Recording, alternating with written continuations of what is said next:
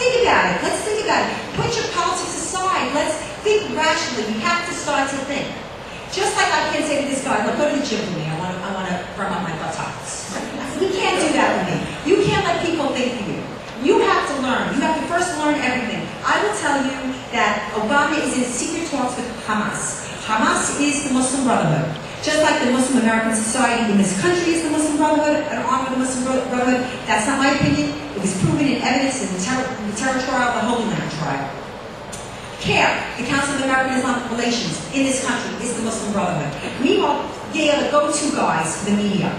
The imam behind the Fort Hood Jihadi, behind the Times Square bomber, behind the Christmas Day bomber, behind the 9/11 Muslim terrorists, Walaki, was the go-to imam by the media right after 9/11. They don't tell you that. I can tell you, I went to Florida, Boca, because Sarah Silverman was good. Told all the grammars, all the buggies, they have to go for Obama. So I went down there to Boca, and I was yelling in Boca Park. And I was listening every single, he doesn't have one normal friend. Not one. Reverend Wright, tightest thieves with Farrakhan. Farrakhan, tightest thieves with Gaddafi. Gaddafi raised money for him. Again, another thing. I wrote the story of the contributions from Gaza. He received tens of thousands of dollars from contributions from Gaza, a Hamas-controlled area. I wrote that story. Media wouldn't touch it. Or I wrote the story of Henrietta Odinga in Kenya. Kenya, that's our ally. Gaddafi is our ally. He was running against them. He signed a memorandum of understanding with the Muslims to impose Sharia law should he win. When he didn't win, they were rioting through the streets, burning churches, slicing people to bits, so they gave him the position of prime minister. And what are we doing now? Your taxpayer dollars have spent $23 million to change the constitution in Kenya to impose Sharia law. Do you know that? I am telling you that you cannot take an equivocal position on Israel.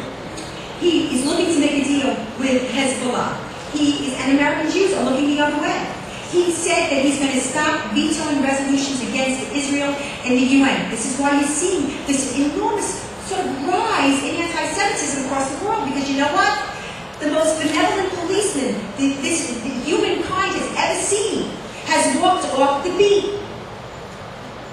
We are watching this man preside over the decline of America, aiding and abetting the decline of America by bankrupting this nation, by relinquishing American sovereignty in the world. When was the world ever safer than after America, the force of good, won the war against the Nazis? I ask you. You think that was an accident? Listen, he's anti-Platonic. Plato said that the world is a chaotic place. It was chaos. And that peace was a parenthesis. It's true. Because war is part of our DNA, like eating and sleeping and loving. I'm sorry, but it's a fact. Whether you like it or not. He thinks he can saunter in and give his $1 million smile and it's going to be like, oh, okay, buddy, let's throw some marshmallows around the campfire. It's not going to happen. They have their interests and they're going to take advantage of their interests. And certainly when you have a president who is turning our allies into enemies and aligning with our enemies, we're in trouble. And I'm going to tell you one thing. First year was healthcare, energy, and education. That was what, you didn't see anything foreign policy. That was first year. He ran through nationalized healthcare. You're going to see him run through energy.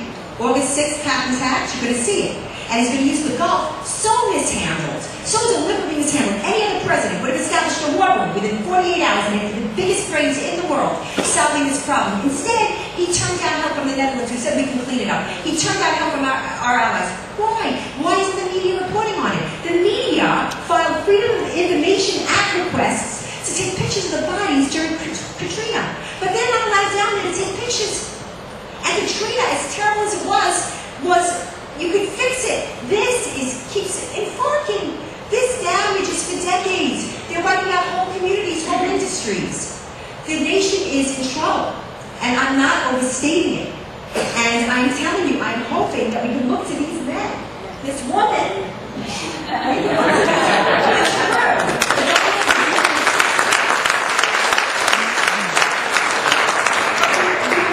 We will not judge men or women by their sex or their race. Because let me tell you something, America was the best reputation of racist theories in the history of man, because men from all colors and all creeds came to this country and made enormous success, which would never have happened in their control-ridden lands. It never would have happened. So when they say that you're a racist, remember, it's to shut you up. That's the objective. And no president has ever sowed the seeds of division.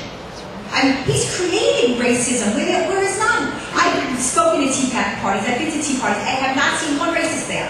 They say, well, you know, there was a guy with a sign. That guy with the sign was a lefty plant. Or they take a picture of a kid, he's holding a sign like this. They cut off the sign, it looks like he's giving the Hitler salute. This is what they do. This is how dirty it is. They're smearing and libeling millions of Americans, because when they were when we were painting Bush with the Nazis, I went to those rallies, and that's where I met Dan Maloney, always countering, always. Dan Maloney is here, Pamela.